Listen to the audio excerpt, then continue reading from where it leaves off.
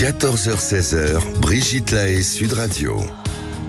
Bonjour à tous, nous sommes ensemble durant ces 2 heures sur Sud Radio et je vous propose qu'on évoque aujourd'hui les différences sexuelles qui existent entre les amants. Alors je m'explique.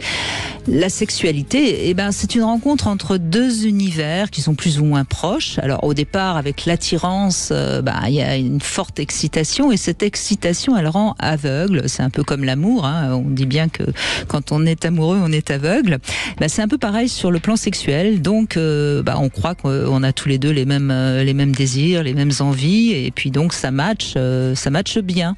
Et a priori, il n'y a pas de raison que ça se passe moins bien, sauf que c'est pas toujours le cas. Parfois, on est un peu aveuglé, et puis ça peut aussi être que l'un ou l'autre évolue différemment dans sa sexualité au fil du temps. Et puis alors, quand les deux n'ont vraiment pas les mêmes envies, il est indispensable de communiquer, de trouver des ajustements, sinon les rapports sexuels seront de moins en moins satisfaisants pour l'un ou peut-être pour les deux. Donc, c'est ce sujet que je vous propose qu'on aborde en compagnie de notre sexothérapeute préféré, Philippe Arlin, qui est avec nous et qui pourra donc vous aider dans cette approche qui est franchement indispensable dans les couples. Alors, si vous aimez telle pratique alors que votre partenaire n'aime pas ça, c'est le moment ou jamais de venir témoigner. Et pour ça, vous composez le 0826 300 300. Alors, dans le programme aujourd'hui, je vous propose une petite devise. Vous verrez, c'est très intéressant. Les attentes, oui, mais pas sans entente. En love conseil, on verra si l'amitié entre hommes et femmes est possible. En sexo conseil, on verra si faire l'amour, c'est un besoin ou un désir. Et 3 minutes pour convaincre, on abordera ce sujet. Sexuellement, faut-il avoir les mêmes fantasmes? Philippe Arlin, bonjour, merci d'être avec nous. Bonjour Brigitte, je pense qu'on a un vaste sujet à aborder aujourd'hui. Oui, alors c'est souvent une cause de consultation en tant que sexothérapeute ou pas déjà, Philippe Arlin? Oui, c'est pas forcément formulé de manière aussi simple que vous l'avez décrite, et justement c'est bien de le décrire comme ça, parce que on a juste l'impression que ça fonctionne pas. Mais on ne sait pas ce qui fonctionne pas. Voilà un petit peu la première parole, c'est ça fonctionne pas. Et souvent, effectivement, c'est des désaccords autour d'attentes. Je sais qu'on va en parler, qui ne sont pas toujours comblés. Le problème, c'est que nos attentes, des fois, on en fait des fixations et on a l'impression que tant qu'on n'aura pas vécu ça, on n'aura rien vécu. Donc la sexualité vient aussi compliquer les désirs, les attentes, les besoins de chacun. Et c'est vrai que quand ça colle pas sur ce terrain-là, c'est difficile.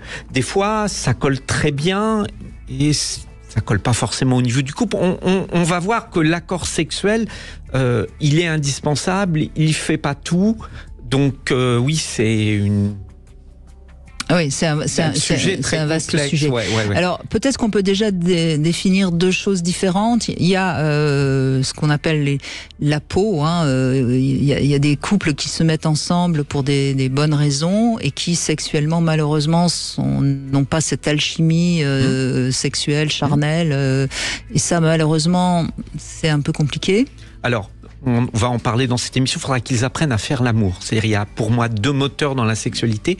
Il y a la sexualité basée sur l'attirance, le désir, le contact des peaux, qui fait qu'on va être attiré vers quelqu'un éventuellement qu'on connaît à peine, mais ça va matcher d'un point de vue physique. Et puis, il y a faire l'amour, et on va voir que c'est très différent. Et faire l'amour, c'est donner à tous les couples, parce qu'on va utiliser l'énergie de cet amour qu'il y a entre les 2 personnes pour trouver une sexualité. Mais on ne parlera pas de la même chose, et on va voir que on est souvent plus à l'aise d'un côté que de l'autre. Vous voulez dire que même s'il n'y a pas cette alchimie charnelle, il y a quand même moyen d'avoir une sexualité qui fonctionne pour les 2. Voilà. Bon, ça c'est quand même plutôt une bonne nouvelle. Mais souvent, il faut l'apprendre. C'est-à-dire que souvent, on va savoir avoir du sexe et pas savoir faire l'amour.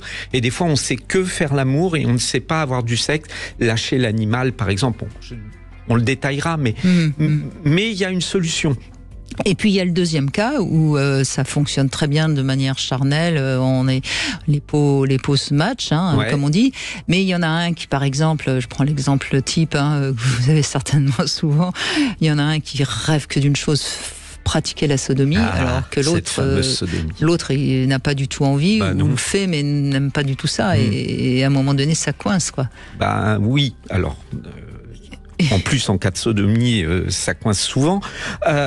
Le problème, c'est ce que je disais tout à l'heure, c'est à quel moment je comprends ce que c'est qu'une attente et à quel moment j'en fais un besoin, comme une espèce d'obligation, et on a l'impression, c'est ce que je disais, si on passe pas par là, ça va pas fonctionner. Faut qu'on prenne le temps d'expliquer que le désir, le fantasme, il est avant tout réel et sympathique au niveau du cerveau. Déjà de le vivre, ça sera peut-être pas la même chose. Et ce qui est important dans un couple, c'est de trouver les terrains d'accord, c'est pas de trouver les terrains de désaccord. Et je pense que plus on va être souple dans ses attentes, plus on va permettre à l'autre de se familiariser avec l'idée et peut-être y arriver. Si on met trop la pression, je pense qu'on n'aura pas le résultat attendu. Oui. Et puis, il y a d'autres choses. Il y a les rapports bucco-génitaux qui peuvent aussi souvent poser problème. Une pratique particulière si l'homme adore la levrette et que la femme se sent humiliée dans cette position. La liste est longue. Il y a aussi... alors, il y a aussi autre chose dont on peut peut-être parler. En tout cas, j'invite ceux qui nous écoutent à éventuellement en parler. Je pense à une amie qui récemment a rencontré un homme sur Tinder et c'était super, belle rencontre. Bref, tout avait l'air d'être génial. Ils n'avaient pas encore fait l'amour. Ils font l'amour. Moi, évidemment, comme grande curieuse que je suis, je l'appelle le lendemain matin. Alors, elle me dit « c'est pas possible ». Il fallait tout le temps que je lui pince les tétons. J'avais mal aux mains, j'en pouvais plus. Et elle n'a pas voulu le revoir parce que c'est pas possible, quoi. Une obsession des tétons comme ça. Mais elle lui achète des pinces à tétons, elle lui coince les deux pinces avant le rapport, elle est tranquille pour la soirée. Bien sûr, non mais nous en avons beaucoup ri. J'imagine. Et si elle m'écoute, je pense que ça doit la faire sourire. Lui, moins, à mon avis. Mais lui, il l'a pas revu du coup. mais bon, il avait une paraphilie. C'est ce qu'on appelle une paraphilie, c'est-à-dire qu'il ne peut faire l'amour que si on lui pince les tétons. Et ça, c'est aussi dans certains couples un truc qu'il faut évoquer et trouver une solution, parce que c'est... Alors là, on est au-delà du désir qu'on tient à tout prix à assouvir, on est sur je ne peux jouir ou arriver à mon plaisir ou envisager de faire l'amour que s'il y a telle pratique. Et effectivement, là, c'est très compliqué. Parce que même si l'autre peut être OK, il y a un moment où on est OK, mais on n'a pas forcément envie de manger le même plat tous les jours, 2 fois par jour. Oui, alors ça dépend ce que c'est, mais bien on sûr, pense aussi à tous ces hommes qui ont besoin que les femmes portent toujours des chaussures, ou je ne sais quoi. Ou des tenues, ou... voilà. Oui. Bon, donc tout ça, ça fait beaucoup de sujets qu'on n'abordera peut-être pas tous pendant 2 heures, parce que il y en a tellement que... Non, mais ça explique que la sexualité dans le couple, il suffit pas de s'aimer, il suffit pas de s'être choisi et de se plaire pour que ça fonctionne. Et déjà, rien de se dire, c'est normal d'avoir à faire évoluer sa sexualité dans le cadre d'un couple. Je trouve que c'est important et c'est une bonne introduction. Oui, c'est une très bonne introduction. Eh bien, on va continuer bien sûr avec Marie qui nous a rejoint dans un instant. Et puis vous avez envie d'évoquer justement vos points de désaccord pour que justement ça soit accordé. Vous nous appelez au 0826 300 300. On se retrouve dans un instant. Sud Radio. Parlons vrai. Sud Radio. Parlons vrai. 14h-16h. Brigitte Lahaie, Sud Radio. Philippe Arlin est avec nous, sexothérapeute, et on parle vraiment de ce qu'est la sexothérapie, c'est-à-dire essayer de réharmoniser 2 personnes qui, sur le plan sexuel, sont un peu déconnectées. Marie, bonjour, merci d'être avec nous. Bonjour Marie. Bonjour Marie. Bonjour. Donc, ça, c'est ce qui se passe avec votre compagnon. Vous n'avez pas les mêmes envies ? Non, voilà. Ça fait 2 ans qu'on se fréquente. Oui. Il part à la retraite. Et j'ai essayé de communiquer un petit peu avec lui à ce sujet-là. Pas trop en insistant parce qu'il est assez... susceptible. Beaucoup d'hommes, dès qu'on remet en cause leur manière de faire l'amour, ça peut très vite les blesser. Alors, qu'est-ce qui se passe concrètement ? Qu'est-ce que vous aimez et qu'est-ce qu'il aime ? Moi, ce que j'aime, c'est les câlins, c'est les préliminaires. Il n'y en a pas du tout. Ah, oui. Et puis il me pénètre, ça dure 1 minute et demie, puis c'est terminé. Voilà. Oui, effectivement, ça fait court. Oui. Surtout s'il n'y a pas de préliminaire, bien sûr. Parce que, à la limite, si on était sur un rapport où on prend le temps de donner du plaisir à sa partenaire avant de pénétrer, même si la pénétration n'est pas forcément très longue, c'est moins gênant. Mais là, s'il n'y a que ça, vous devez un peu rester sur votre faim. Vous êtes avec un homme qui n'a jamais appris à faire l'amour. Ouais, il faut peut-être le rappeler, Philippe Arlin. Ça prend. Voilà, faire l'amour, c'est pas inné. C'est comme un sport. On peut faire jouer mal au tennis et puis on peut apprendre à bien jouer. J'ai essayé de lui donner de la documentation. D'autant plus qu'il a le temps, il est chauffeur routier. Voilà. Mais comme dit Brigitte, à mon avis, je pense ils sont susceptibles. Vous croyez ? Oui. Je ne suis pas la première personne, première compagne qui ne reste pas avec lui, qui se plaint de ses désirs sexuels très faibles. Et à mon avis, je pense qu'il serait plutôt une tendance homosexuelle qui cacherait. Qu'est-ce qui vous fait dire ça ? Il a des côtés efféminés. Oui. Et puis quand des fois il passe des soirées qu'il a bu un peu, on voit le gestuel, on voit le rapprochement très proche des hommes, mais sa fierté de part, je pense, son âge d'un homme de 62-63 ans, je pense qu'il a des... il est peut-être pas conscient. Il y a des hommes qui ont des attirances pour les hommes et qui ne s'en rendent pas compte, mais qui en revanche peuvent être finalement assez peu intéressés par le corps de la femme. Vous avez l'impression quand vous êtes ensemble qu'il a plaisir à vous toucher un peu, à vous embrasser, ou même ça c'est très très réduit? C'est très réduit. D'accord. Donc il n'y a pas de sensualité. Il fait plus de la compagnie. Il me tient la main, on va me faire un petit bisou, voilà. Ça s'arrête là. Vous avez envie de sauver la relation ou pas? J'aimerais bien, oui. D'accord. Non, mais c'est important, parce que si vous avez envie de sauver la relation, on peut faire quelque chose. Quand vous en parlez, il dit quoi? Parce que je pense qu'on est tous un peu familiers avec l'idée que sur des préliminaires, il y a des femmes qui n'aiment pas, par exemple, faire des fellations, et que du coup, il n'y a pas forcément de préliminaires. On est moins familier avec l'idée, mais elle existe aussi dans l'autre sens, les hommes qui n'aiment pas faire des préliminaires. Vous êtes peut-être tombé sur un partenaire comme ça. Ça parle. Oui, vous m'entendez? Oui.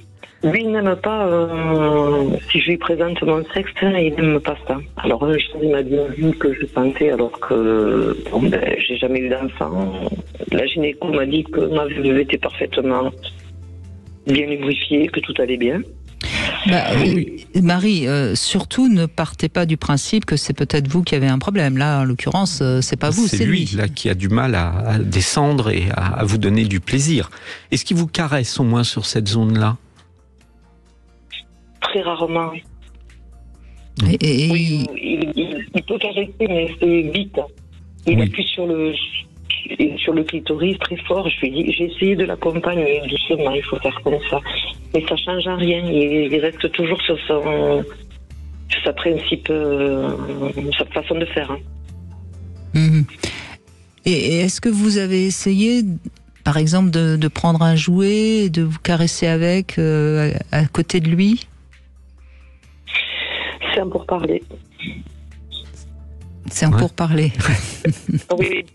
Oui, mais j'ai commandé un jouet, je l'attends, donc... Oui, parce que déjà, si vous prenez votre plaisir et qu'il accepte de vous voir prendre votre plaisir, ce sera déjà plus agréable pour vous.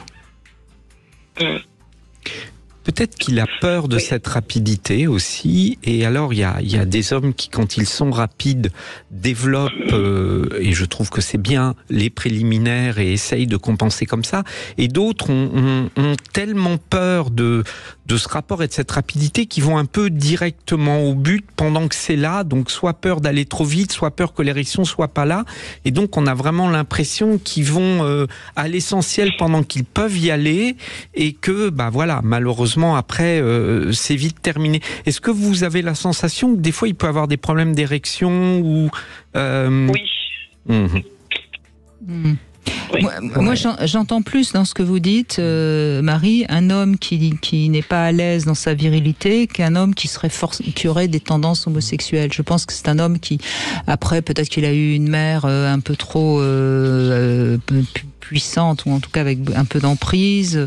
Je pense qu'il a une difficulté vis-à-vis de la femme parce qu'il n'est pas à l'aise dans sa condition d'homme. Est-ce que ça vous parle, ça ? Certainement, mais je pense aussi qu'il cache son homosexualité.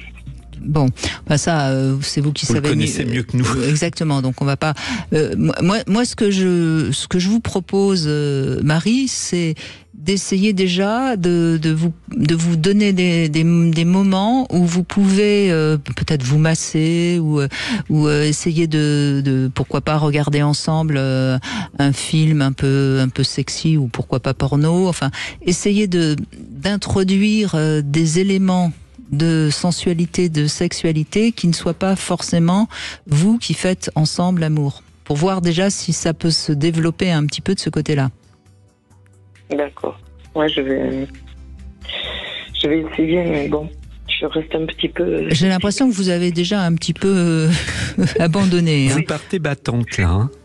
Ah ben, j'ai commencé un peu à abandonner parce que vous n'avez pas de sentiments, il est pourvu d'affection, de câlin, d'attention, et qu'il y en a que pour lui, que je le masturbe, c'est très bien, que je mette son orgasme dans ma bouche, c'est très bien, mais tout va pour lui, rien pour moi, quoi, et je suis frustrée. Bien sûr. Il faut à un moment donné, il faut quand même lui signaler, hein. Ça a été déjà signalé. Et qu'est-ce qu'il répond ? Il laisse, comme il dit, il laisse venir, il laisse faire. Oui, donc il vous écoute pas finalement. Non, il affronte pas les problèmes. Pourquoi vous lui écririez pas une lettre en ne l'accusant pas, hein, bien sûr, mais en expliquant que vous n'avez pas envie de mettre un terme à cette relation parce qu'elle vous apporte des choses, mais que vous êtes blessée, malheureuse, déçue sur le plan sexuel. Et il le sait. Il le sait. L'écrit a plus de poids que la parole. Oui, ça peut peut-être et vous terminer par qu'est-ce qu'on fait ? J'ai essayé déjà, mais bon. Qu'est-ce qu'il propose pour votre plaisir ? Elle est là la question, c'est-à-dire que... Rien du tout. Ouais, voilà. Rien. Je ne suis pas la première partenaire qui le quitte parce qu'il n'y a pas de préliminaire. Elles ont été frustrées. Hein. Mais qu'est-ce qui vous fait dire ça ? C'est lui qui vous a dit ? C'est lui, non. C'était connaissance auto.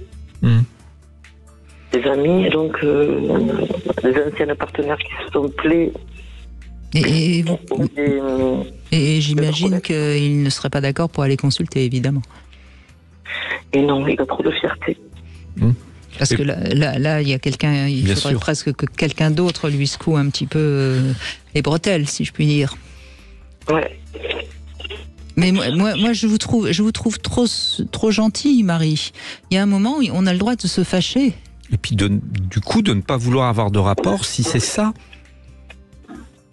Si c'est ça, il peut se masturber, il aura le même plaisir. Hein. Il y a un moment, il faut aussi que vous lui disiez, si tu fais l'amour avec moi, c'est que tu as envie de me donner du plaisir. En tout cas, ça, c'est donner et recevoir, hein, faire l'amour. C'est pas juste se soumettre sous prétexte que monsieur n'a pas envie de...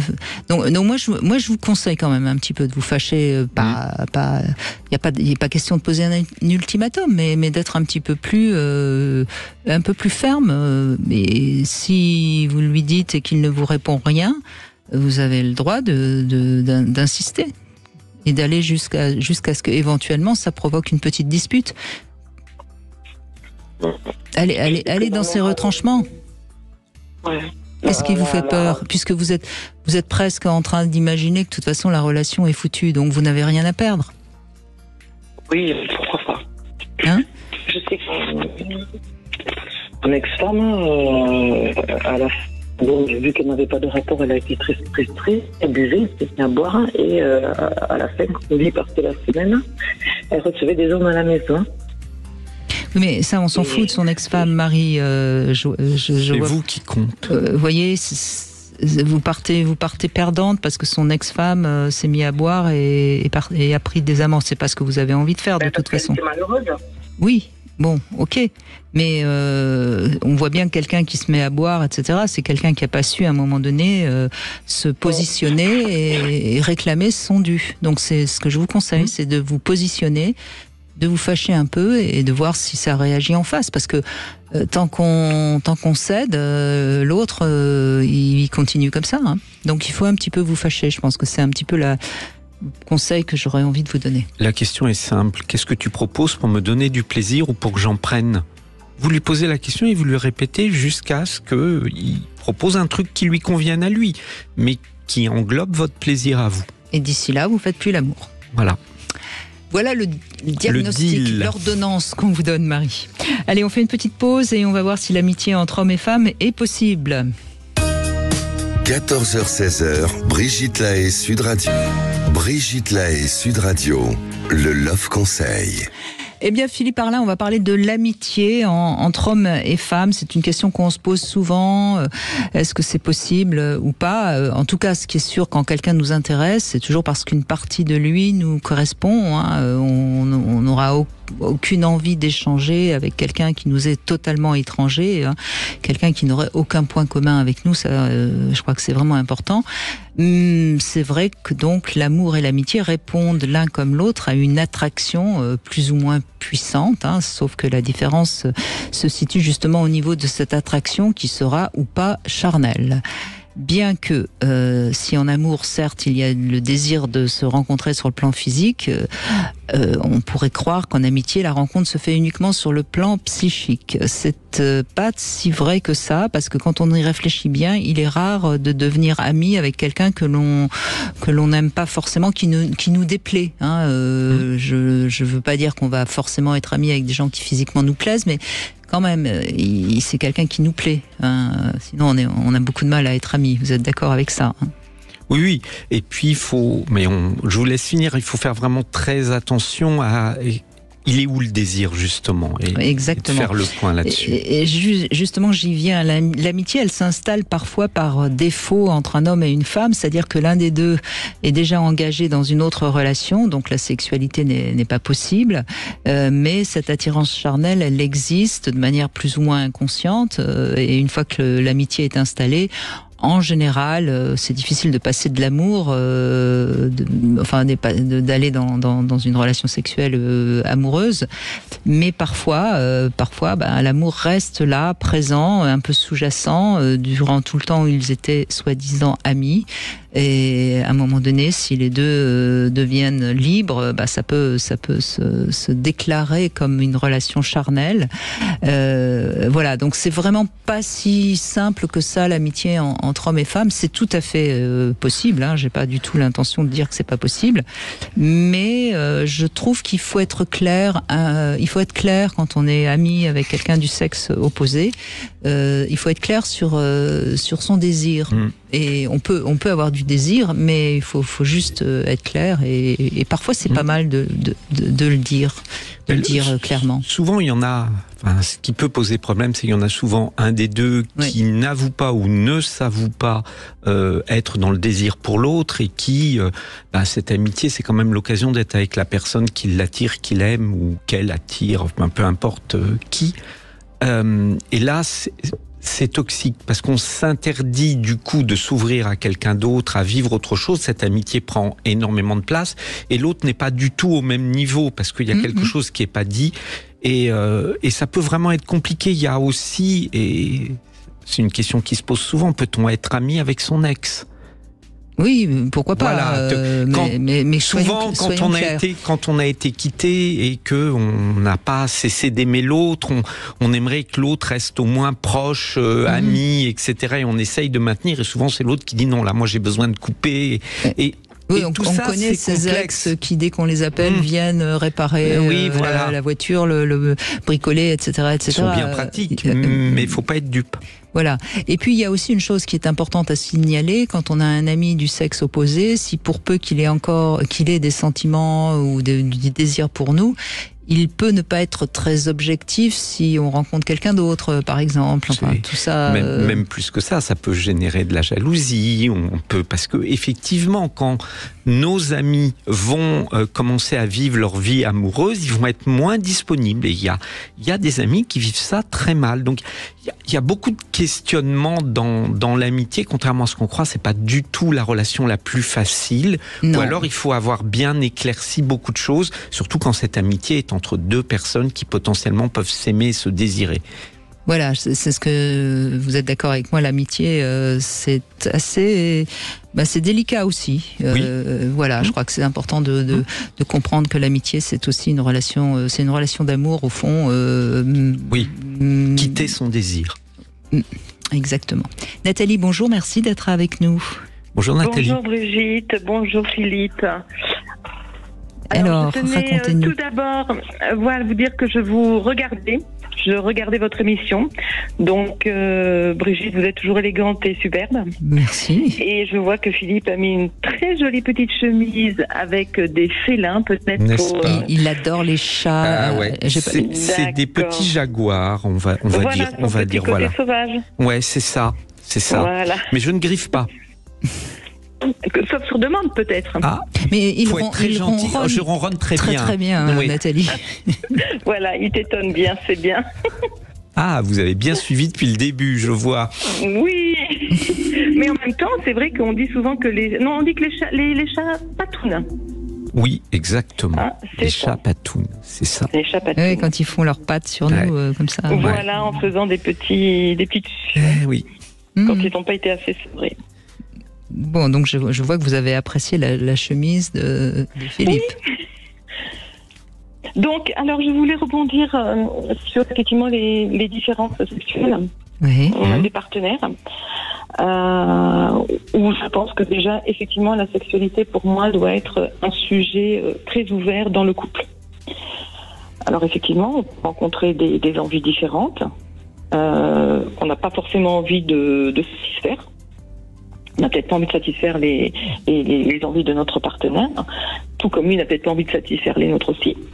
Mais il faut vraiment en discuter pour pas avoir ce sentiment de frustration qui nous suit tout le temps et qui peut mettre en péril peut-être une relation.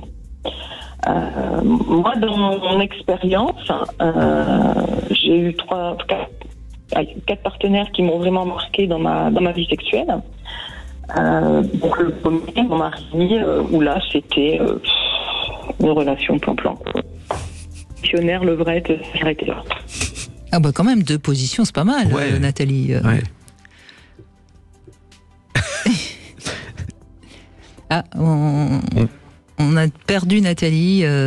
Oui, Nathalie soulève une vraie question récurrente. En effet, quand on voit que la majorité des couples utilisent maximum 3 positions, alors que découvrir une autre position, c'est forcément découvrir d'autres choses. Donc la question, c'est à partir de Oui. combien de positions on s'ennuie plus ? Mhm. Je sais pas. Après c'est suivant peut-être tout comment se déroule. Alors On peut très bien faire une position, mais on va y mettre tellement d'émotions, tellement de choses autour que on a l'impression qu'on aura plein de choses. Il faut surtout s'épanouir. Alors, on parle de position, je pense que on va vous demander de pas bouger, Nathalie, on vous entend mal. Mais ouais, j'ai un mauvais retour, je suis désolée. Ouais. Bon, donc le premier, c'est plan-plan, d'accord. Oui, voilà, c'était Ensuite, plan-plan. c'est... Avec le second, j'ai découvert donc, le libertinage. Oui. Donc là, en mettant le pied tous les deux dans ce milieu-là, on a découvert des pratiques qui étaient à l'opposé de ce qu'on était réellement en couple. Et puis, c'était aussi des pratiques qu'on n'avait pas envie de partager. D'accord, c'est-à-dire que chacun pouvait, avec d'autres partenaires, faire ce qu'il avait envie, alors Voilà. que vous n'étiez pas prêts ensemble à le faire. D'accord. Oui, c'est un peu l'avantage du libertinage, c'est que on a le supermarché où on peut acheter autre chose que le repas prévu dans le menu. Ça, c'est le libertinage bien vécu, et effectivement, c'est cette chance de s'autoriser chacun à vivre des choses différentes qu'on ne vivrait pas ensemble. Et je dis bien vécu parce qu'il faut se l'autoriser. Mmh. C'est pas évident au début. Bon, Nathalie, on va faire. Je suis désolée, on va vous laisser. On va essayer de voir si on peut retrouver une communication correcte, parce que là, c'est assez heurtant pour ceux qui nous écoutent malheureusement. Oui, donc de toute façon, en général, hein, quand même, les personnes qui pratiquent le libertinage sont des personnes qui sont assez à l'aise dans leur sexualité et qui savent parler et communiquer. En règle générale, si on rencontre quelqu'un qui a été libertin ou qui l'est encore, les choses seront dites. Et puis il y a une curiosité, il y a la revendication d'aimer le sexe. Je pense que déjà c'est une étape fondamentale de se dire voilà, on a envie d'avoir du sexe, y compris avec d'autres personnes. On aime le sexe, on a envie d'en avoir ensemble, et tout ça participe à la libération de la sexualité dans le couple et permet un épanouissement. C'est plus une histoire de position dans cette idée-là, c'est une histoire de développer la gourmandise, l'imagination, l'envie. Bien sûr, à condition, encore une fois, que les deux aient envie d'aller en libertinage, voilà. Et que les deux soient d'accord sur ce qu'ils vont y faire aussi. Et là, on ne le répétera jamais assez, on ne va pas en club libertin sans avoir communiqué sur ce qu'on va y faire. Hein. Et en communiquant aussi après, parce que on projette, on s'attend à vivre des choses en club libertin, et tant qu'on n'y est pas allé, on ne sait pas. Et donc, il faut pouvoir parler derrière de ce qu'on croyait qu'allait être difficile, qui tout compte fait était facile, et de ce qui est devenu difficile alors qu'on pensait que ça allait être simple. On ne se connaît pas face à une telle situation, donc il faut vraiment, comme vous le dites Brigitte, parler avant et débriefer après, paisiblement, en disant bon ben moi ça m'a pas plu, on évite la prochaine fois. C'est vous d'ailleurs, Philippe Arlin, qui faites souvent la comparaison avec la nourriture. Tant qu'on n'a pas goûté quelque chose, on ne sait pas si on va aimer. On peut avoir a priori envie de manger ce plat parce que la couleur nous plaît, mais une fois qu'on goûte, on peut ne pas aimer. Voilà. Donc c'est pareil et c'est avec pas le sexe. Une contradiction, c'est juste que tant qu'on n'a pas essayé, on ne pouvait pas savoir. Exactement. On va faire une petite pause, on verra si on arrive à retrouver Nathalie. Sinon, vous pouvez vous aussi témoigner au 0826 300 300. On se retrouve tout de suite. Vous voulez parler à Brigitte Lahaie, 0826 300 300. 14h-16h, Brigitte Lahaie, Sud Radio. Eh bien, Philippe Arlin est avec nous, sexothérapeute. On évoque les difficultés à s'adapter sexuellement. Et puis, on a un autre Philippe avec nous. Hein. Joli prénom, n'est-ce pas ? Bonjour Philippe. Bonjour, chère Brigitte. Ça me fait plaisir de vous reparler. Ça fait longtemps qu'on ne s'était pas parlé. Ah, alors, c'était quoi cette infidélité que vous m'avez faite, Philippe ? Non, ce n'est pas une infidélité, car je vous écoute à chaque fois que je le peux. Simplement, quand on veut appeler les numéros de Sud Radio, le succès est tel qu'on peut jamais avoir le standard en direct. Il faut persévérer. La preuve que... Voilà. Bon. Alors, vous êtes libertin, hein, c'est ça ? Oui, totalement. Totalement. Ça veut dire quoi ? Il y en a qui le sont à moitié ? J'en ai connu des à moitié. Oui. Ah, d'accord. En général, ils vont pas loin. Non, je suis libertin dans le sens de la vie, de la fête, du respect, de l'amour. Faire un bon repas, c'est un acte d'amour pour moi. Et c'est même un acte érotique parfois. Oui, je suis assez d'accord. Ça fait partie des grands plaisirs de la chair, le bon repas. Oui. Découvrir un bon vin qu'on n'a jamais bu, puis d'un seul coup on découvre des saveurs, des senteurs, et puis on s'envole. Voilà, c'est ça le vrai plaisir. Et d'ailleurs, moi j'irais jusqu'à dire que lorsqu'on se retrouve avec quelqu'un qu'on n'apprécie pas spécialement, manger avec cette personne, on a envie d'expédier ça assez rapidement. Hein. Oui, c'est révélateur. Dis-moi comment tu manges, je te dirai comment tu aimes. Exactement. Il adore cette phrase, bravo. Je vais la noter, celle-là. Comment dire ? Elle est extraordinaire. Voilà. Moi, je suis un homme, j'aime faire la fête. Hein. Je suis épicurien, rabelaisien, fêtard, humoriste. Voilà, écrivain, cinéaste, et j'aime la vie, quoi, jusqu'au bout. Alors, justement, je vais profiter de votre expérience de libertin. Dans le libertinage, vous avez l'impression que dans l'ensemble, les couples s'entendent bien, sont au diapason, ou est-ce que vous avez l'impression qu'il y a quand même, finalement, beaucoup de couples où c'est pas si clair que ça ? Disons qu'il y a beaucoup de gens qui sont intrigués, donc qui essayent de voir et de comprendre. Et j'allais dire, c'est parce qu'ils n'ont pas d'éducation. Le libertinage, ça s'invente pas. C'est le respect de l'autre, d'abord. C'est le plaisir pour, on va dire, s'élever et non pas pour se rabaisser. c'est la découverte, c'est l'imagination, c'est l'humour et c'est le sens de la fête. Ça ne marche que quand on a le sens de la fête. Parce que je connais des clubs libertins où tout le monde se regarde et il se passe rien, ou pas grand-chose. Hein? Moi, j'ai fini par faire mon club libertin à la maison pendant des années. C'est-à-dire que j'avais mon petit club d'amis, on était devenus amis, amants,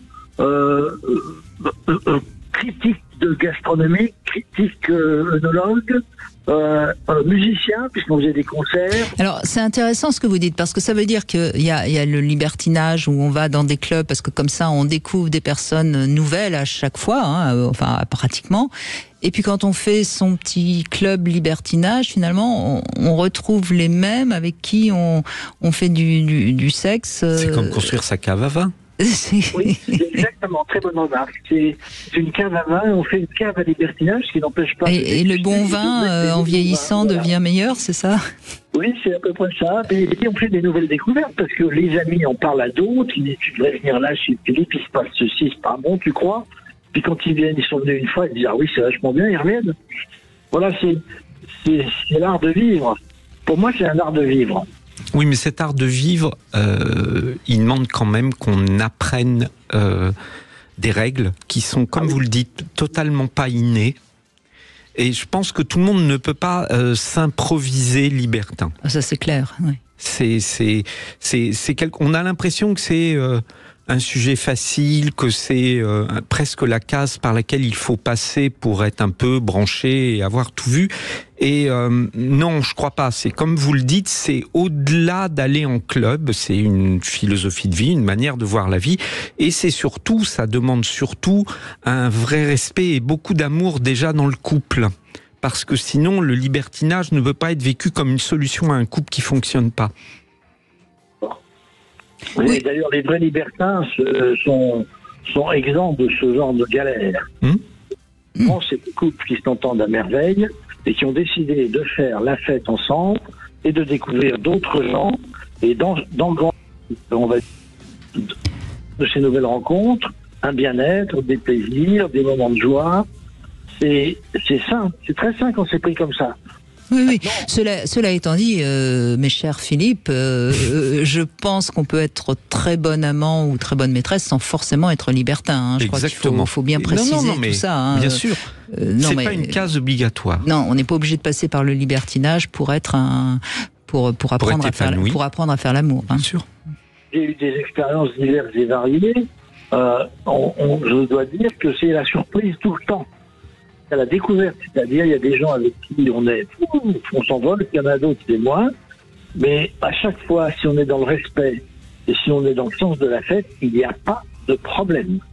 Ça, c'est garanti. Oui, mais vous mettez en avant le sens de la fête, pourquoi pas, hein, c'est une manière d'envisager le libertinage. Il y a quand même dans le libertinage des personnes qui sont très sexes et qui oublie un petit peu le côté, j'allais dire, émotionnel ou sensuel de la sexualité. Donc, n'en faisons pas non plus le passage le plus extraordinaire pour apprendre à faire l'amour. Hein. Alors, pour apprendre à faire l'amour, non. Peut-être pour le sexe. Oui, du sexe. Tout à l'heure, je distinguais les deux. Je pense que pour répondre à la part animale de nous, plus ça va être libre, joyeux et festif, plus cette part va pouvoir se libérer.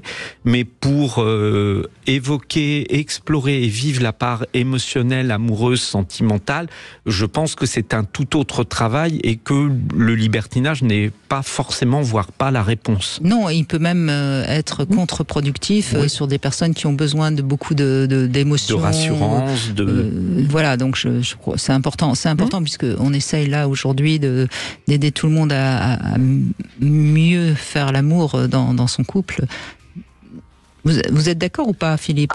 Je suis 100% d'accord, je vais même vous dire que j'ai été plus loin que ça. Vous connaissez tous le karaoké. Bon, vous regardez un film, on vous met les paroles de la chanson et puis vous essayez de chanter. Bon, ceux qui ont du talent, ils chantent juste et tout le monde les applaudit. Ceux qui chantent faux, ils ont la honte, mais tout le monde s'amuse. Alors, un jour, j'ai dit, tiens, on va détourner le karaoké. Et j'ai fait ça à la maison. Comme je suis cinéaste, j'ai tout le matériel pour le faire. Vous savez ce que c'est qu'une bande rythmo quand on fait des doublages au cinéma? Oui. Et on va faire le karaoké. Oui. Vous allez voir, donc j'ai mis un film entre parenthèses, érotique.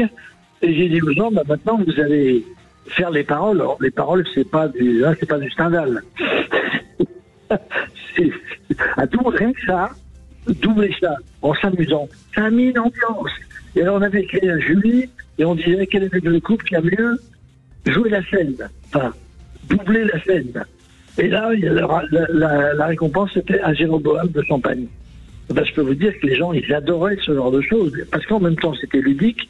Et en même temps, oui, et puis ça fait fonctionner l'imaginaire, ça fait fonctionner, on dit des mots qu'on n'aurait peut-être pas dit et qu'on trouve comme ça. Oui, bien sûr, mais il faut que les gens soient assez libérés déjà. Oui, et là, on est encore que du côté du sexe, et pas de l'amour, qui parlera pas pareil. Je suis pas d'accord avec vous, parce que plusieurs fois, moi j'ai eu des histoires amoureuses et libertines en même temps. Et ça, vous pouvez pas contrôler. Quand ça vous tombe sur la tête, ou vous l'êtes ou vous l'êtes pas.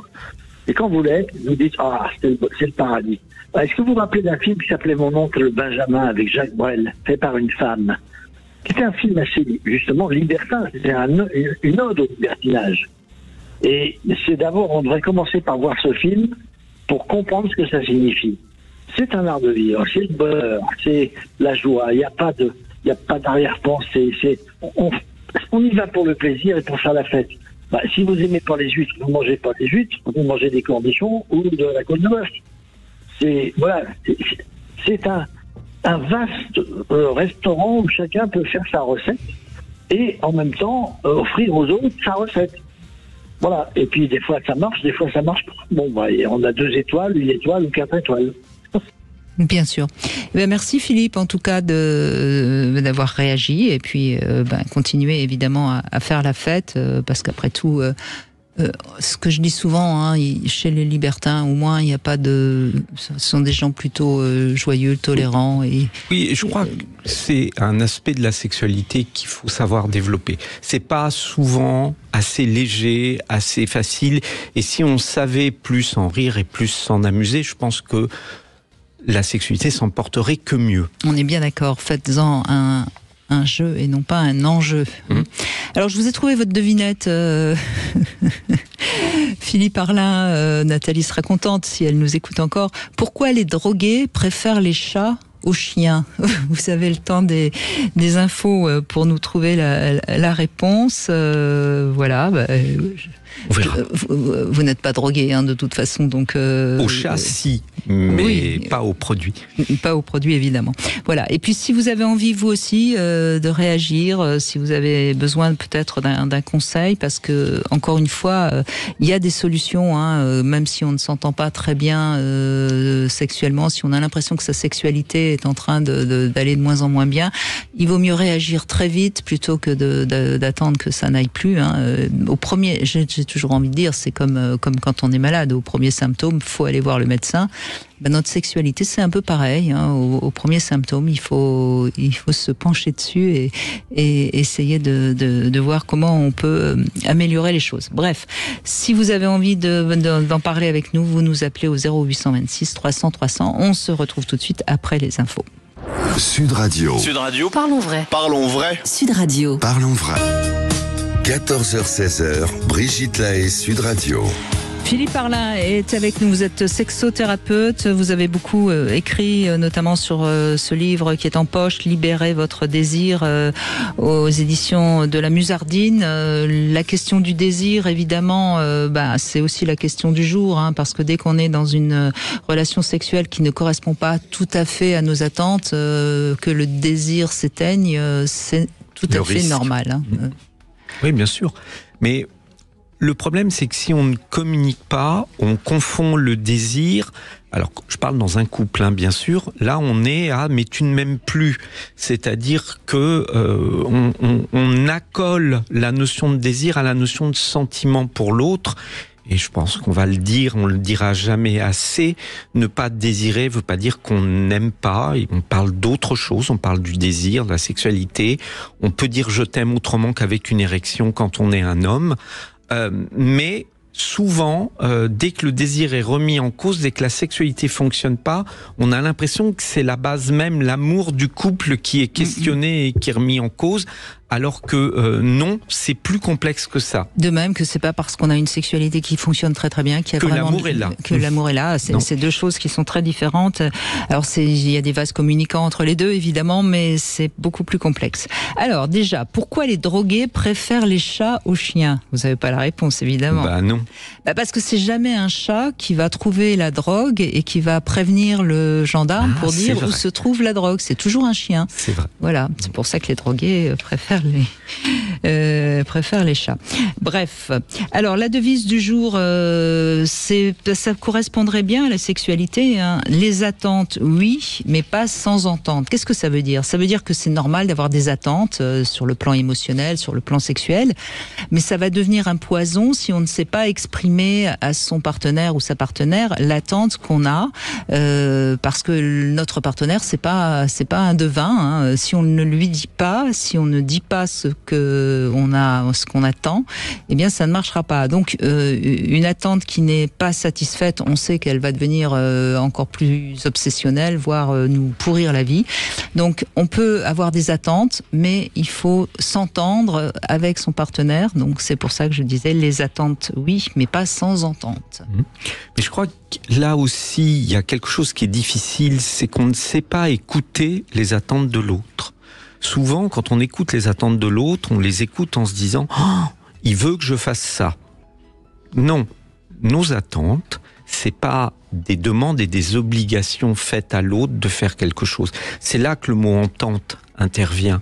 C'est-à-dire que ce qui est important, c'est de parler de tous nos fantasmes, et on va peut-être pas tout vivre. On peut rigoler, on peut se demander le truc le plus fou qu'on a fait ou qu'on rêverait de faire, mais il faut pas se sentir obligé en face d'y répondre.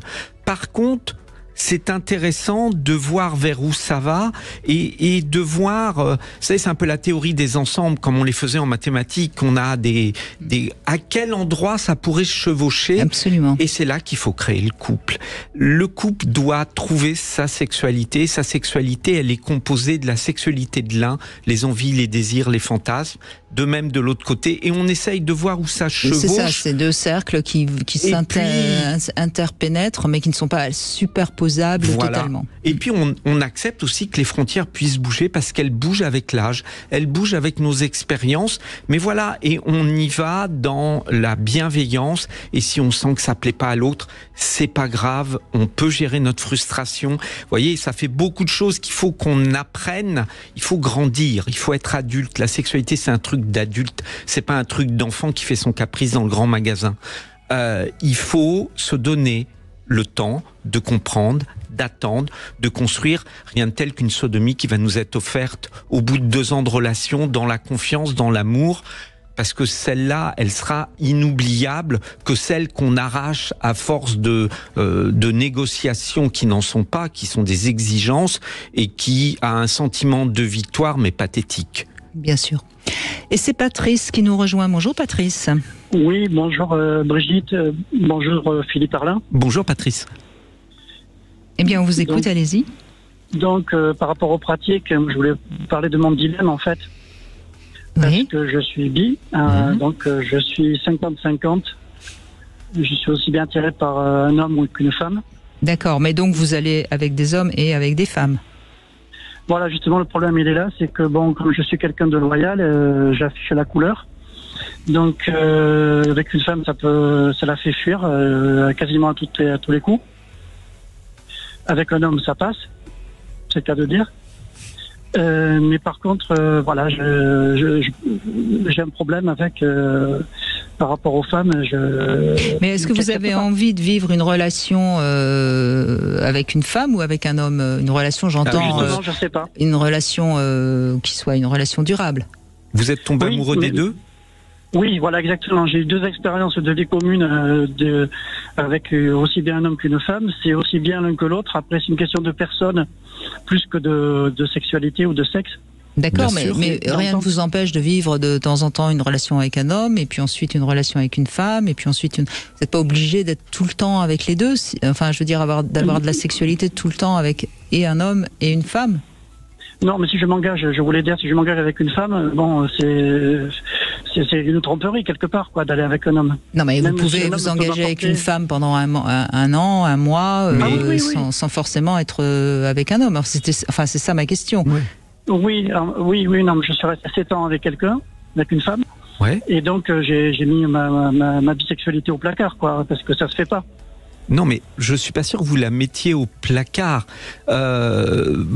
Même si un être humain n'est pas toujours bisexuel, il est au moins attiré par plein de femmes. Ces femmes vers lesquelles on n'ira pas parce qu'on est fidèle à sa femme, eh ben c'est pas qu'on les met au placard, c'est juste on a fait un choix. Vous avez choisi la personne que vous aimiez, donc vous dites non aux autres personnes, que ça soit des hommes et des femmes. Vous en faites une difficulté parce que vous y voyez que vous vous coupez de la moitié de vous. Vous vous coupez de rien du tout. Vous faites un choix amoureux. Vous êtes amoureux avec votre femme, vous faites le choix d'être fidèle. C'est pas plus difficile d'être fidèle quand on est bi que quand on est absolument monogame. Pour moi, c'est compliqué. Parce que vous n'êtes pas adulte. J'ai quand même des envies. On a tous, Patrice, on a tous des envies. Et après, c'est un. Alors, je veux dire, là où vous êtes ambivalent, c'est pas forcément dans vos envies d'avoir des hommes aussi quand vous êtes avec une femme. C'est votre soi-disant loyauté et votre infidélité. Excusez-moi, c'est pas cohérent. Si on est loyal, on est assez facilement fidèle. Si vous êtes assez facilement infidèle, c'est que vous n'êtes pas loyal. Donc vous vous mentez à vous-même. Non, je parle des pulsions. Si. Moi, je parle Non, je suis désolée. Excusez-moi, la loyauté, d'ailleurs dans fidélité, loyauté, il y a un sacré point commun. Donc, vous voyez, soyez clair avec vous-même. Ne dites pas que vous êtes loyal. Et à ce moment-là, vous vivrez bien et vous n'aurez pas de problème. Moi, je pense que la première chose qui fait qu'on est adulte, c'est qu'on est clair avec ce qu'on est et avec ce qu'on dit. Et là, excusez-moi, c'est pas clair. Mais est-ce que, juste une question, Patrice, est-ce que quand vous êtes dans une relation avec un homme, c'est pareil, les femmes vous manquent ? Oui. Ok. Et du coup, je fais plus rien. Voilà, du coup, j'ai choisi de devenir. Je suis devenu asexuel et j'ai plus envie de relation parce que c'est trop compliqué. Je suis trop tiraillé. Je rencontre pas les bonnes personnes. C'est compliqué. Enfin, c'est moi qui me complique. Ouais. Mais voilà. En tout cas, je trouve pas les bonnes personnes. Donc j'ai arrêté. J'ai mis un mouchoir dessus. Je pense que parce que tout à l'heure vous avez dit quelque chose qui explique sûrement pourquoi c'est difficile pour vous. Vous dites si on annonce sa bisexualité à une femme, là, ça y est, c'est foutu d'avance. Moi, j'ai envie de vous dire non. J'aurais plein d'amis à pouvoir vous présenter à qui ça poserait zéro problème parce qu'elles peuvent l'être elles aussi bisexuelles et donc tout à fait comprendre votre bisexualité. Ça a posé problème dans votre histoire et je l'entends et je respecte. Mais essayez de vous dire que non, ça ne devrait pas être un problème. Et là, j'en reviens à ce que dit Brigitte. Assumez pleinement votre envie de pouvoir vivre les deux et peut-être que vous allez vous mettre en possibilité de rencontrer une personne qui vous entend, dans le sens qui vous comprenne, qui vous reçoive 5 sur 5. Et puis moi, je serais un peu moins amoral que Philippe. Patrice, je crois que quand on rencontre quelqu'un, j'ai pas dit immoral, j'ai dit amoral. J'ai bien entendu. Vous appréciez, j'espère. Patrice, quand on rencontre quelqu'un, la première chose à lui dire, imaginons, je parle là de quelqu'un de totalement cisgenre. Bon, je suis amoureux de toi, mais tu sais, j'ai des pulsions pour d'autres femmes. Je suis pas sûre que ce soit la première chose à dire, même si on est quelqu'un de très loyal. Oui, mais c'est quand même un détail important. Non, c'est pas un détail important. D'abord, c'est un détail important. Excusez-moi, là aussi, je pourrais vous dire que vous êtes très ambivalent parce qu'un détail important, c'est un français qui n'est pas très. Soit c'est un détail, soit c'est important. Voyez, Patrice, c'est là, je crois, où vous auriez intérêt à aller consulter et mettre au clair ce que vous êtes et quels sont vos vrais désirs, parce qu'il y a quelque chose qui est très confus dans votre discours. Oui, justement. Donc si c'est confus dans votre discours, c'est que c'est confus. Je travaille sur moi. N'hésitez pas à consulter, mais là, il faut travailler avec un sexologue, il ne faut pas travailler avec un psychologue, parce que là, il y a vraiment quelque chose qui relève de la sexualité, de se libérer des injonctions de genre qui pèsent très fort sur la sexualité et Voilà, c'est pas le problème que vous posez est un problème que beaucoup d'auditeurs doivent connaître, mais il y a des solutions et je ne pense pas que la sexualité soit la réponse. Je comprends que c'est ce que vous avez choisi pour vous protéger, mais j'espère que vous trouverez une réponse qui vous amène à pouvoir vivre vos histoires d'amour de manière heureuse et épanouie. Merci Patrice, en tout cas. On fait une petite pause, on se retrouve dans un instant sur Sud Radio. Sud Radio. Sud Radio. Parlons vrai. Parlons vrai. Sud Radio. Parlons vrai. 14h-16h, Brigitte Lahaie, Sud Radio. Philippe Arlin est avec nous, sexothérapeute, et nous avons Laetitia qui nous rejoint. Bonjour Laetitia. Oui, bonjour Brigitte. Bonjour Laetitia. Moi je vous appelle parce que j'ai un petit souci avec mon nouveau compagnon. Oui. Ce qui se passe, c'est qu'on s'est rencontrés, ça va faire bientôt 2 ans, et on a toujours eu des problèmes au niveau des rapports sexuels, quoi. Et quel genre de problème ? Alors au début, il y avait des pannes d'érection, tout ça, donc bon, pas de souci, ça arrive. On a des âges qui sont un peu plus avancés, ça peut arriver ce genre de choses. Et en fait, il a fini par m'avouer qu'il avait plus de désir. Voilà. Alors, plus de désir pour vous ou en règle générale ? Alors, il me dit en règle générale. Ce qui vient sans doute de ses pannes, non, Philippe Arlin ? Oui. Alors, après... c'est quelque chose qui se questionne, c'est-à-dire que nous les hommes, on a un peu tendance à confondre le désir et l'érection. C'est pareil, on peut avoir du désir, des fantasmes dans la tête et avoir bizarrement un entrejambe qui ne répond pas, ou l'inverse, des fois l'entrejambe prend des initiatives sans que la tête soit forcément dedans. Donc prenez quand même le temps de lui dire, mais est-ce que l'idée d'avoir du sexe, indépendamment de l'érection, te tente, parce que c'est déjà bien d'explorer ça. Mais sinon, oui, ça peut être une vraie perte de désir et de libido. Alors, la bonne nouvelle, c'est que ça se travaille. Il y a souvent moyen de comprendre pourquoi c'est souvent une libido qu'on a mis sur silence et non pas qu'elle soit morte pour autant, mais on l'a mis un peu entre parenthèses. En tout cas, il faudrait peut-être lui donner la possibilité de plus approfondir qu'est-ce qui fonctionne pas. Parce que Laetitia, les hommes ont horreur d'être en échec. Donc, si vous faites l'amour, si vous commencez à essayer de faire l'amour et qu'il a une panne, c'est sûr qu'il va fuir le rapport. En fait, c'est ça, le cercle vicieux qui se passe, c'est que du coup, moi, j'avais du désir pour lui, mais au final, j'osais plus l'approcher parce que j'ai peur de le frustrer. Bien que sûr. Ça fonctionne pas de me mettre mal à l'aise. Donc du coup moi je me frustre parce que je m'approche pas de lui pour éviter d'avoir des envies. Et en fait c'est le chat qui se mord la queue. Et en plus le fait de savoir qu'il n'ait pas de désir, qu'il a eu des très belles compagnes avant aussi. Moi je le prends aussi pour moi. Un peu moins maintenant. C'est pas le cas. C'est pas le cas, mais c'est malheureusement fréquent, oui. Oui. Du coup, ça m'a beaucoup blessée au début de la relation parce que je savais pas si c'était ça venait de moi, ce manque de désir, ou si c'était en lui, mais lui n'arrive pas à le comprendre non plus.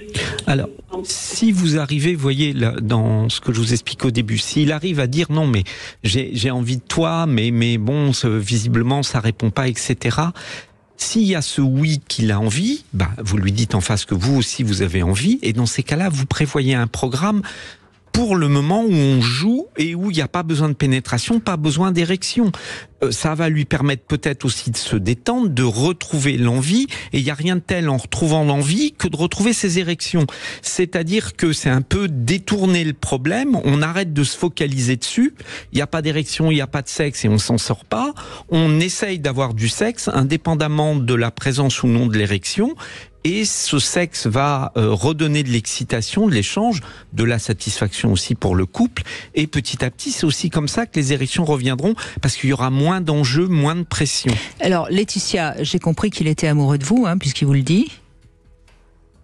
Oui, alors ça, j'ai pas de souci. Bon. Est-ce que vous avez quand même une intimité, c'est-à-dire est-ce qu'il a plaisir à être contre vous, à vous toucher Alors oui, il y a de l'affect, il y a donc des tout caresses, ça laisse à penser. Tout ça laisse à penser. Je pense que ça peut évoluer, Mais le truc, c'est que je ne sais plus, en fait, je vais vous dire la chose de lui. Non, mais la chose absolue qu'il faut faire, c'est qu'il aille consulter un urologue ou un sexo-médecin et qu'il fasse une analyse pour voir quelles sont les causes de ces pannes d'érection. Les érections reviennent, c'est ça. C'est ce depuis qu'il m'a dit qu'il avait vraiment pas de désir, presque les érections sont meilleures. Bon, donc ça c'est plutôt signe que... il y a toujours ce manque de désir, c'est-à-dire que lui, il peut se contenter d'être avec moi et d'être juste avec moi en fait. Donc ça voudrait dire que les causes des pannes sont plus psychologiques que anatomiques, enfin en tout cas physiques. Ouais. Ça voudrait dire ça. Au début, donc vous m'avez dit qu'il avait des pannes. Est-ce que vous connaissez quelle était sa situation affective au moment où vous vous rencontrez? Oui, il sortait de relations assez compliquées, quoi. Et puis après, il a eu quelques relations comme ça, sans pas de grandes aventures, on va dire.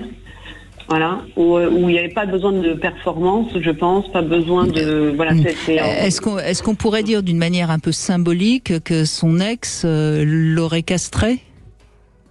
Je pense que toutes ses ex ont été comme ça avec lui. Mais il n'avait pas de problème, par contre, à ce moment-là, avec elle.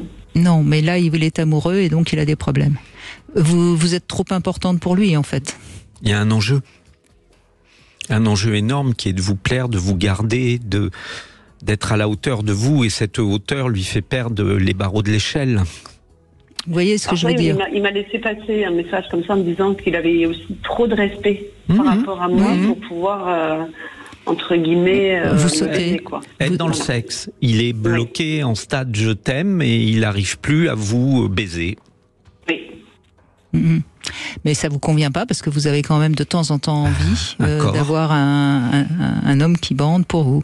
Oui, et puis moi ça me freine dans le sens où si j'ai envie d'aller vers lui, de proposer des choses, bien sûr. Voilà. Dans l'idéal, alors dominer, et que du coup, si je prends cette position, ça le bloque encore plus, quoi. Oui. Alors dans l'idéal, Laetitia, mais c'est un conseil que je peux pas vous donner, mais il faudrait lui mettre du Viagra dans son eau pour qu'il retrouve des érections. Mais ça ne serait que provisoire de toute façon. Oui. Moi, je pense qu'il faut comment dirais-je ? Il faut que vous d'abord que vous le rassuriez. Et que vous le laissiez prendre des initiatives de câlins, que vous lui disiez tu veux pas un petit peu t'occuper de moi, enfin de choses comme ça, pour que ce soit plus l'enjeu de l'érection. Est-ce que c'est possible pour vous de faire ça?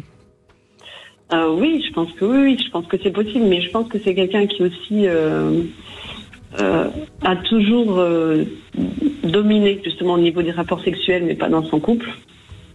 Et je pense qu'avec moi, justement, il ne sait pas du tout comment s'y prendre. Oui. C'est-à-dire qu'il ne sait pas, parce que moi, je lui demande de l'amour, de la tendresse, des caresses, des préliminaires, enfin, tout genre de choses. Et en fait, il a beaucoup de mal. Vous avez fait tomber l'armure de cet homme. C'est ça.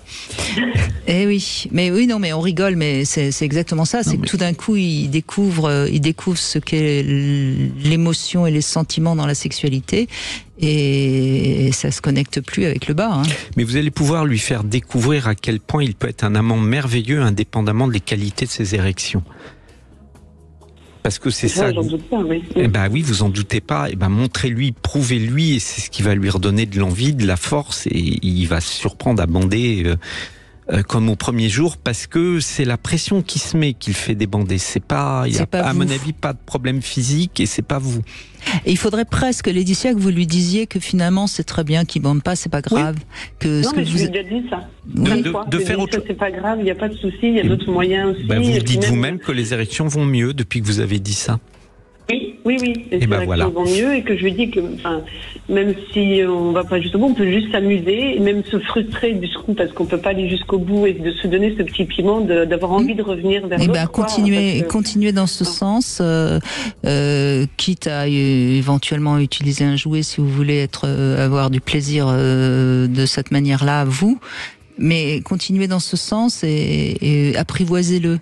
Je dis toujours, pour faire simple, ils mettent un peu d'humour. C'est un peu comme quelqu'un qui boude son sexe et quelqu'un qui boude. Il boude, c'est très bien, on va faire la fête sans lui. Faites de nombreuses fois la fête sans lui en décidant qu'on n'a pas besoin de lui, on n'a pas besoin de pénétration, tout ça.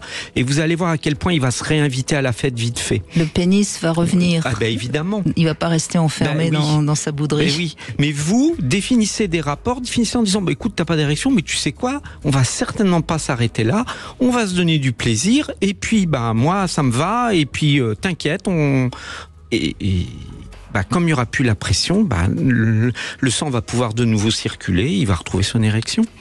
Voilà. Merci beaucoup Laetitia en tout cas. En sexo conseil, faut-il avoir non, c'est pas ça du tout, c'est faire l'amour, est-ce un besoin ou un désir justement? Vous voulez parler à Brigitte Lahaie, 0826 300 300. Brigitte Lahaie, Sud Radio, le sexe au conseil. Alors, Philippe Arlin, faire l'amour, est-ce un besoin ou un désir? Donc c'est clair, l'acte sexuel n'est en effet pas un besoin vital à la santé. On peut vivre sans jamais faire l'amour, c'est sûr, c'est dit. Néanmoins, l'acte sexuel répond à des besoins et c'est peut-être ça qu'il faut qu'on entende. On a ce besoin de se rapprocher, ce besoin de communication corporelle, ce besoin d'exprimer son désir, d'exprimer son amour. Il y a aussi le besoin de procréer. Quand on a envie d'être enceinte, par exemple, on a besoin de faire l'amour, ce qui explique cette fameuse montée de désir chez les femmes quand elles sont prêtes à être mères. Et puis c'est pas aussi des hommes qui ont peur d'avoir un enfant. Donc on voit bien que oui, derrière faire l'amour, il y a des besoins. Et je pense qu'il y a aussi ce besoin d'éprouver des sensations physiques que seul le sexe peut offrir. Je suis désolée, mais à part l'acte sexuel avec quelqu'un, je vois pas par quoi on peut le remplacer. Voilà. Donc je crois que c'est vraiment important. Il y a aussi ce besoin de fusionner. Et d'être désiré. Et d'être désiré, exactement. Et je trouve que c'est important, peut-être, je pense que vous êtes d'accord avec moi, sinon j'aurais pas fait ce love conseil avec conseil avec vous. Je suis tout à fait d'accord. Parce qu'on entend trop de sexothérapeutes ou de psy qui disent faire l'amour c'est pas un besoin.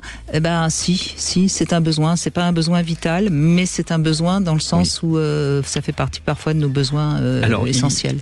Il faut pas confondre éjaculer pour les hommes, etc. Ça, si ça doit se faire, ça peut se faire tout seul, on n'a pas besoin de nous, etc. Donc ça, c'est de l'ordre du désir. Mais on a ce besoin, on est des êtres humains, on est des êtres sociaux, on a besoin du contact, de l'échange, du partage. Voilà, l'interaction avec l'autre passe aussi par la sexualité. Et on voit bien comment chez ces personnes qui s'en sont privées, je parle pas des asexuels, mais des gens qui s'en privent pour des raisons philosophiques ou autres, etc., vont en souffrir. C'est-à-dire qu'il y a un assèchement, un appauvrissement de cette part d'humanité qui, je pense, se réhydrate dans l'amour et dans la sexualité. Donc c'est très important. Il y a un besoin pour notre développement personnel à être dans l'amour avec l'autre et dans un partage qui passe aussi par la sexualité. Voilà, c'est parfois bien de remettre à la sexualité ses lettres de noblesse parce que quand même on entend trop le discours un peu inverse en ce moment.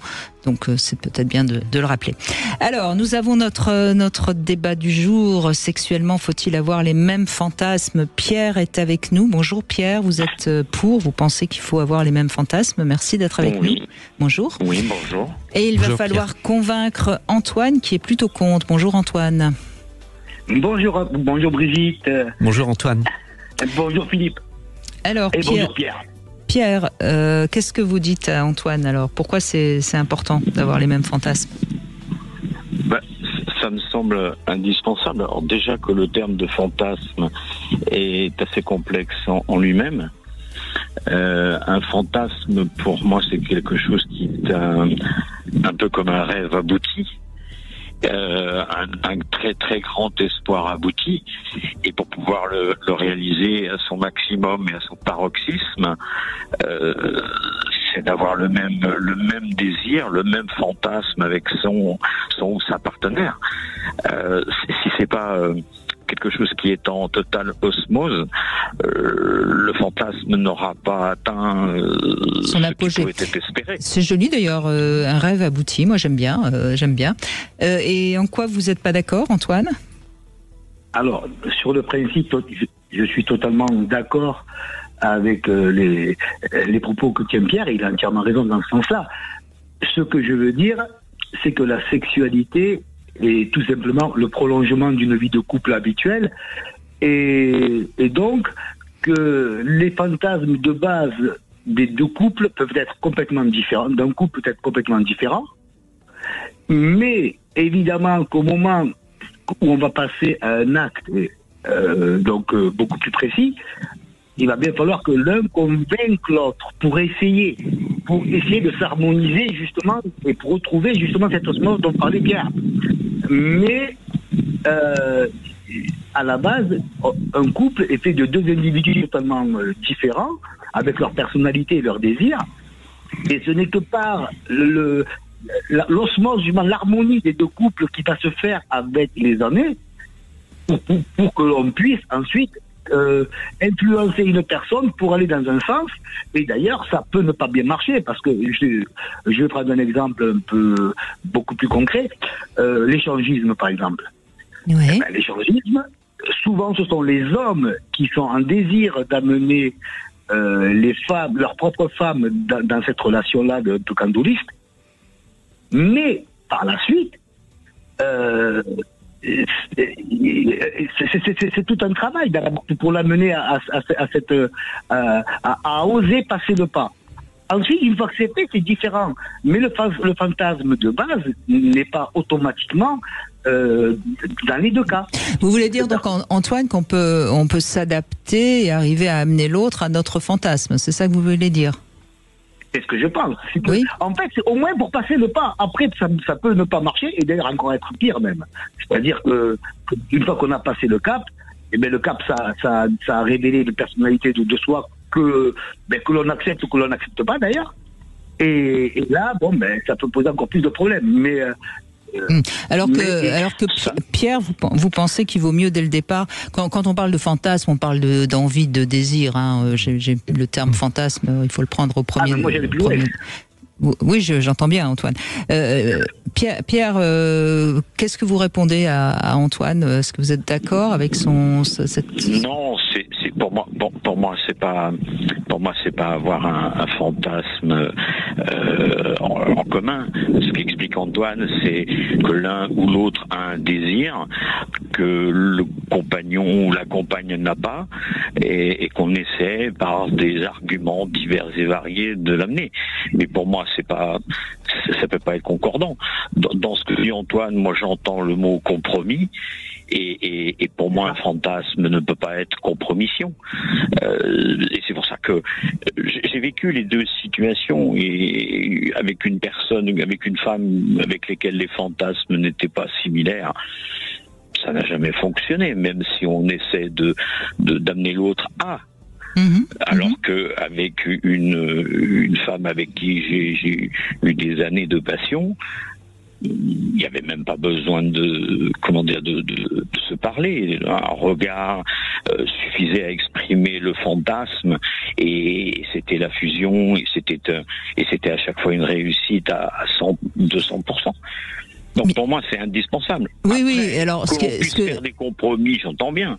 Mais si on veut une sexualité torride, extraordinaire, vaut mieux avoir les mêmes fantasmes. C'est ce que vous voulez dire. Antoine, c'est indispensable. Antoine, ça vous convainc un peu ou pas ? Alors, me convaincre, j'entends totalement ce qu'il dit, et puis quelque part il a raison, sauf que là où moi je suis moins d'accord et un peu plus a priori, c'est que encore une fois, quand on est dans un couple, on n'est pas certain que les deux individus ont les mêmes fantasmes. Quand il y a une osmose, ou quand il y a une osmose dès le départ, il y a l'accomplissement du couple se fait de lui-même, mais on n'a même pas besoin, on n'a même pas besoin de fantasmer sur autre chose. C'est le désir de l'un et de l'autre, et ça suffit. En général, quand on va dans le désir du fantasme pour justement pimenter son couple, c'est que là je pense, c'est que il y a un besoin de compromission, il y a un besoin de discussion, il y a un besoin pour pouvoir justement aller dans un domaine qui moralement pourrait nous opposer, ou enfin, c'est là où je veux dire. Mais évidemment, si dans le couple les deux individus sont complètement en osmose et vont tous les deux dans le même sens, c'est parfait. Mais ça, c'est pas toujours comme ça. Philippe Parlin, qu'est-ce que vous avez envie d'ajouter? Débat intéressant, parce que finalement ils gardent leur position, tous les deux. Ça, au moins, je pense qu'ils ont raison de garder leur position parce qu'ils parlent pas de la même chose. Eh ben alors allez-y, décodons. Alors, moi, le problème, c'est que quand j'entends le mot fantasme, j'entends pas ce que Pierre entend. Pour moi, le fantasme ne peut pas être une pratique.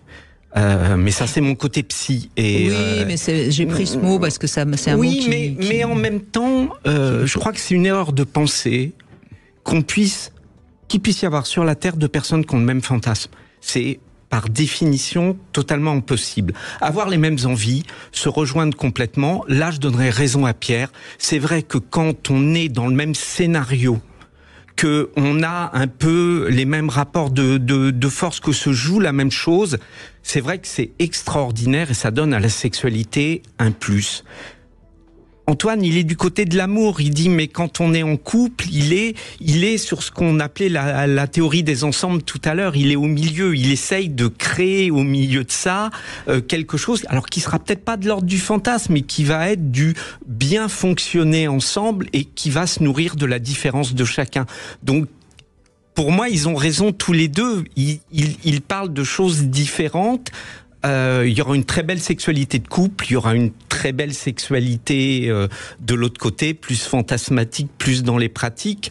Et voilà, je pense qu'il faut peut-être pas choisir. Il y a des moments on aura l'un, il y a des moments on aura l'autre. Eh bien, on va laisser conclure Pierre et Antoine. Pierre, qu'est-ce que vous dites ? Je suis d'accord sur l'idée que le fantasme, c'est quelque chose qui n'est pas une pratique normalement à la base. C'est de l'ordre de l'irréel en quelque sorte. En même temps, et je termine par là, si on était amené à faire une liste de 10 fantasmes, si avec son partenaire ou sa partenaire, il y en a 8 qui ne concordent pas, on pourra bien aimer son partenaire, bien l'adorer, tout ce que l'on veut. Sexuellement, ça ne marchera pas. Ça marchera pour tous les autres domaines, mais pas pour celui-là. La question était, est-ce que il faut avoir les mêmes fantasmes pour une sexualité réussie? Et je pense que c'est quand même beaucoup mieux. D'accord, bah oui, bien sûr. Et vous, Antoine, qu'est-ce que vous dites pour conclure? Mais moi, je rejoindrai totalement l'avis de Philippe, dans lequel on ne parle pas de la même chose. Que moi, quand je parle de fantasme, je parle de quelque chose d'assez torride dans le couple, qui n'est pas d'ailleurs basé qui est vraiment basé sur les sensations sexuelles et non pas sur une osmose du couple. Enfin, du moins, une osmose, comment dire, plus amoureuse, mais beaucoup plus sur le sensationnel, là où on va pimenter le couple. On ne peut-être pas la même chose avec Pierre, et c'est là où je rejoindrai beaucoup plus l'avis de Philippe. Je crois que vous avez une façon différente de voir la sexualité, mais vous avez tous les deux raison, et merci à tous les deux parce que vous avez très bien exprimé vos propos étaient très clairs, et je pense que ça aura aidé tous ceux qui nous écoutent. Après, il y a pas, moi j'ai ça permet de voir que c'est complexe de toute façon d'avoir un accord. Exactement.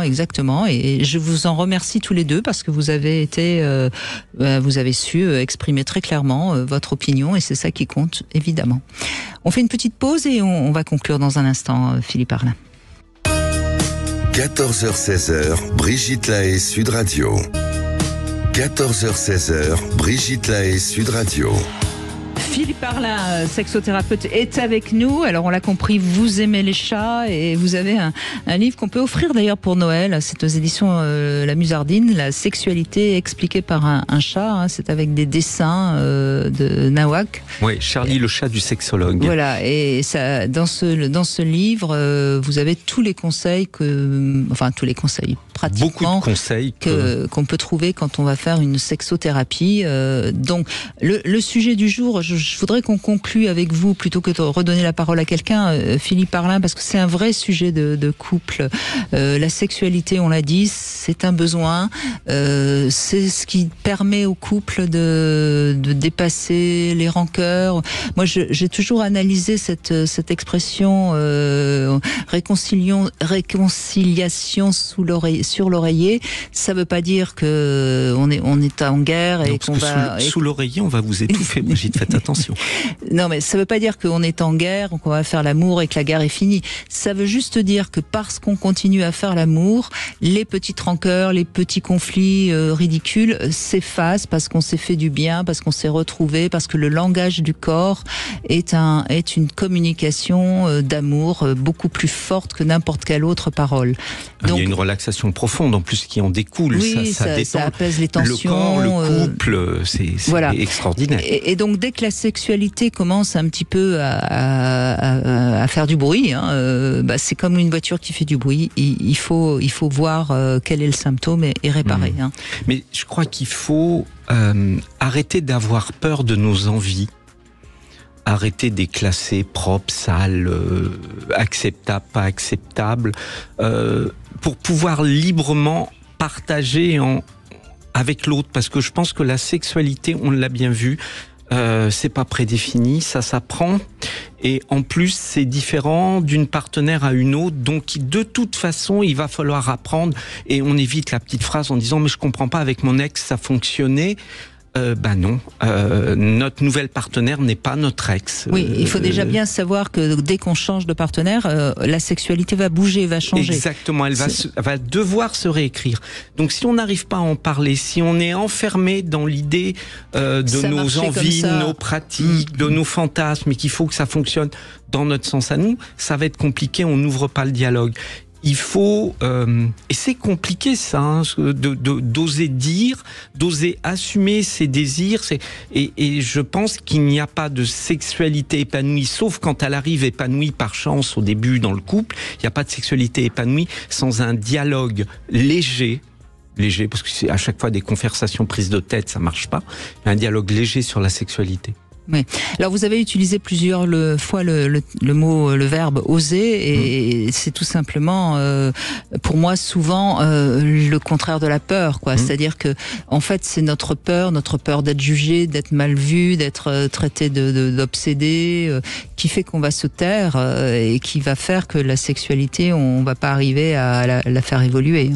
Mais du coup, changeons notre regard sur notre sexualité, notre propre regard, parce que si je pense que l'autre va me voir comme ça, c'est parce que moi je porte ce regard sur moi déjà. Donc c'est un travail, c'est pour ça que la sexothérapie existe, c'est parce que c'est un vrai travail à faire sur soi pour pouvoir s'ouvrir à l'autre. Tant que je ne me connais pas, que j'ai pas libéré ce que je suis et ce que j'aime, eh bien je vais pas pouvoir le partager librement avec l'autre et je vais m'enfermer soit dans la frustration, soit dans l'autoritarisme, soit dans l'incompréhension, mais ça va pas être fluide et on va pas être dans l'entente.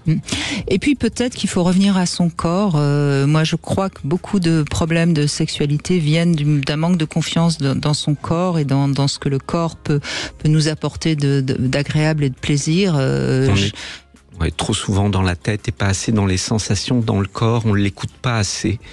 Des fois il est un peu muet aussi, il faut l'aider aussi à parler parce que c'est dans le corps qu'est la réponse, bien souvent. Oui, bien sûr. Et ça passe par le ressenti, évidemment. Il faut pourquoi vous n'arrivez pas à ressentir, pourquoi le plaisir il se bloque. C'est que quelque part vous n'êtes pas assez dans le corps et un peu trop justement dans le scénario qu'on se fait dans la tête. Oui. Et donc là, à ce moment-là, il faut essayer de lâcher. Et c'est vrai que c'est facile à dire, mais c'est pas toujours facile à faire. Faut lâcher, faut accueillir. Faut se laisser surprendre. Enfin, ça fait beaucoup de choses. Et peut-être rappeler aussi tout ce qui est de l'ordre de la sensualité, parce que c'est quand même le b.a.-ba de la sexualité. La sensualité, et parfois se bander les yeux pour mieux ressentir, ça peut être une piste. Et puis, ne jamais oublier que bien que ça s'appelle un rapport sexuel, ça se fait avec tout le corps. C'est un rapport corporel vers lequel il faut tendre et pas un rapport sexuel. Le rapport sexuel nous limite à quelques organes et à quelques zones du corps et nous appauvrit énormément. Donc, vraiment, essayons de réfléchir en termes de rapport corporel. Explorons le corps de l'autre. Il y a plein de zones, plein de possibilités. Et là, on va se rendre compte que c'est jamais pareil. Et là, il y a des pistes à explorer. Mais faut-il encore que la personne aime son corps enfin, on sait, il y a pratiquement une femme sur deux qui n'est pas à l'aise dans son corps. Donc comment on peut s'offrir à son amant si on n'aime pas son corps? C'est le travail du regard réparateur. C'est là que l'amant peut avoir un pouvoir extraordinaire, le regard de désir. Quand je dis qu'on a besoin d'être désiré, ce regard qui nous désire nous répare.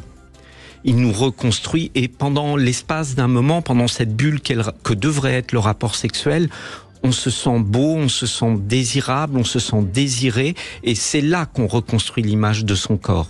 C'est pas toujours, en tout cas, devant le miroir. Non, bien sûr. Et puis, encore une fois, c'est souvent parce qu'on ne sait pas exactement ce qu'on aime, et si on ne sait pas ce qu'on aime, c'est peut-être la question qu'il faut se poser de soi à soi. La sexualité, c'est aussi d'abord avec soi-même. Oui. Et après, laissons l'autre nous aimer. Oui, bien sûr. C'est pas facile des fois. Bien sûr, mais on l'a dit, la sexualité, c'est ce qui fait qu'un couple existe. Sinon, on parle de relations amicales ou d'amour, mais un amour platonique, et c'est pas pareil. C'est toujours le problème du désir qui fait que les femmes viennent vous voir. C'est majoritairement le problème du désir. Chez les femmes, on va s'inquiéter du désir. Chez les hommes, on va s'inquiéter de la mécanique. Oui. Mais c'est un côté garagiste chez les hommes, c'est le cric qui nous obsède. Non, mais sérieusement, les hommes sont toujours inquiets de leur performance. Et c'est vraiment quelque chose qui pèse sur nous, même si on essaye de lutter contre. On est inquiet de ça dès que ça fonctionne pas, que ça va trop vite, que ça fonctionne pas comme on veut. Les femmes sont plus dans une écoute de l'envie d'être dans le rapport. Oui. Peu de femmes vont venir me voir sur un problème de lubrification. Elles viendront. Sur des douleurs, elles viendront. Il faut surtout pas qu'elles hésitent. Mais elles sont moins dans la mécanique, dans le fonctionnement des organes. Elles sont plus dans une globalité. Oui, c'est la phrase qui fait dire que d'abord les hommes, ça passe par le sexe et par l'amour après, et chez les femmes, c'est plutôt l'inverse. Ce qui est encore une fois assez général, voilà. Bien sûr, mais on sait très bien qu'il y a quelque chose de cet ordre-là.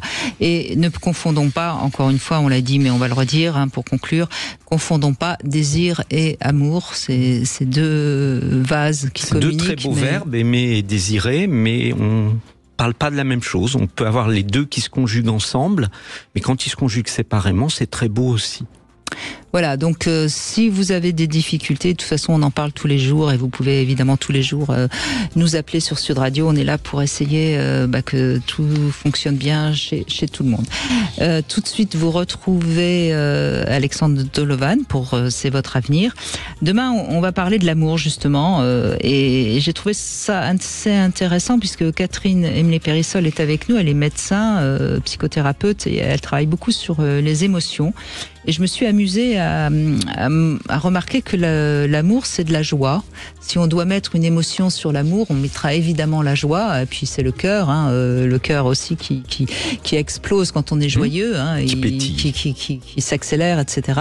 Et donc j'ai eu envie justement qu'on voit ce qu'on peut en dire. Si on fait le parallèle entre l'amour et la joie, on va s'amuser à voir tout ça et peut-être que ça vous aidera aussi à être plus joyeux quand vous faites l'amour. Oui, par exemple, mais aussi être plus dans l'amour parce que c'est ça aussi qui compte. Si on est dans des attentes autres que d'être joyeux, peut-être qu'on n'est pas vraiment dans l'amour non plus. Enfin bon, bref, on verra tout ça demain avec Catherine Emlé-Périssol. Merci beaucoup Philippe Arlin. Merci Brigitte. Et je rappelle que Libérer votre désir, c'est en poche aux éditions de la Musardine, si vous avez des problèmes de désir. Sud Radio. Sud Radio. Parlons vrai. Parlons vrai. Sud Radio. Parlons vrai.